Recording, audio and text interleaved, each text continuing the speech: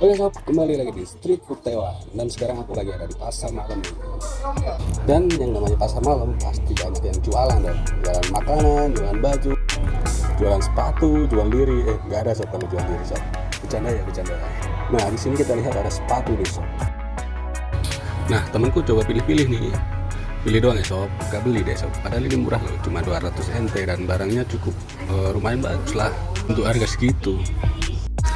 Oh ya sob, FYI, pasar malam ini ada di Lukang ya, Lukang daerah Cangguang.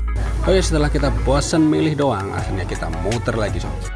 Nah di sini kita lihat ada permainan nih sob. Apa ini sob? Dingdong kali ya. Kalian tahu dingdong dong pasti. Permainan bola yang dilempar-lempar dalam kotak itu loh sob. Nah di sini juga ada permainan lempar gelang nih sob. Tuh. Nah dan